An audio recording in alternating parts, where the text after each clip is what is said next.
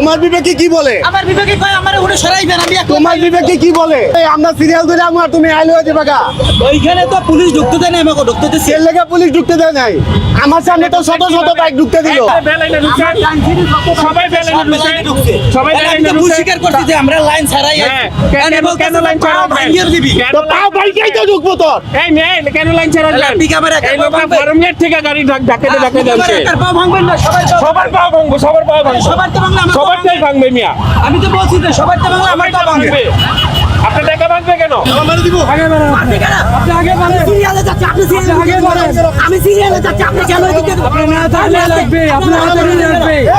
Serial break করতে। ভাই আমি সিরিয়ালে যাচ্ছি। উনি আমাকে ঢাকায় ভিতর ঢুকতেছে। তাহলে উনি কি মানুষের পরিচয় দেয় বলেন? আপনি ওইদিকে যান, ওইদিকে যান আপনি। আমি কেন যাবো ভাই? আমার পিছনে হাজার গাড়ি আছে। আপনি এদিকে আসছেন কেন বলেন? আপনি এদিকে আসছেন কেন?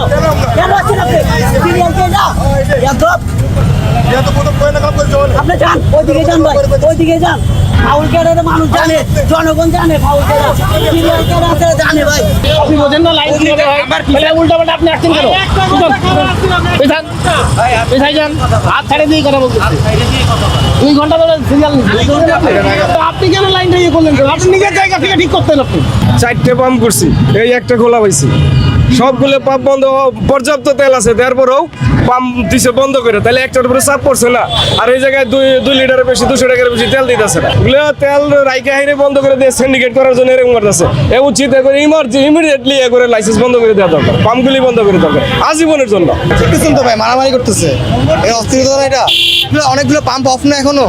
সবগুলো পাম্প যদি তেল দিত তাহলে তো এটা সংকটটা হতো না। ঢাকার বাইরে ছিলাম তো, তখন 3-4টা বন্ধই পাইছি। তো ঢাকার ভিতরে এটাই এখন পর্যন্ত খোলা ছিল। বিরোধ তো অবশ্যই দেখা যাবে, সময় কম। আর এর মধ্যে ইফতারির টাইম এসে যার যার বাড়ি করতে সবার এইখানে না, অনেক দূরে দূরে যেতে হবে না। এই কারণে হলো এই ধাক্কাধাক্কি। তেলের পাম্প সব বন্ধ, প্রায় 7-8টা ঘুরে আইছি। কামরাঙ্গি চর থেকে নিয়ে এই পর্যন্ত এলাম, এইখানে আইসো তেল পাইছি। তেল পাওয়ার কোনো সুযোগই নেই দেখতেছি। যুদ্ধের কারণে যদি বন্ধই থাকে তাহলে তো সব কিছু বন্ধ হওয়ার কথা। এখনও তো মনে করেন অনেকগুলো খোলা আছে। এখন এটা সিন্ডিকেট না কি আল্লাহ মাহমুদ ভালো জানে। পেট্রোল পাম্প মালিকদের একটা যোগসাজশ থাকতে পারে। আমরা সাধারণ মানুষ ভাই, আমরা ওই 5-6 লিটার করে নেই ভাই। আমরা কৃত্রিম সংকট বুঝি না, আমরা বুঝি যে আমাদের মেধায় ইসরায়েল, ইরান, আমেরিকা যুদ্ধ হচ্ছে, এখানে সংকট আসতে পারে। এই ভয়ে আমরা হয়তো ট্যাঙ্কিটা ফুল রাখি, আমরা তো স্টক করি না, আমরা তো নিয়ে রেখে দেই না, আমরা জাস্ট ট্যাঙ্কিটা ফুল রাখার চেষ্টা করি। তারপরে তো আমরা এটা সহজে করতে পারতেছি না। 1-1.5 ঘন্টা 2 ঘন্টা লাইনে দাঁড়িয়ে তারপরে আমরা এই তেল নিচ্ছি। আমরা তো এটা শখে করতেছি না ভাই।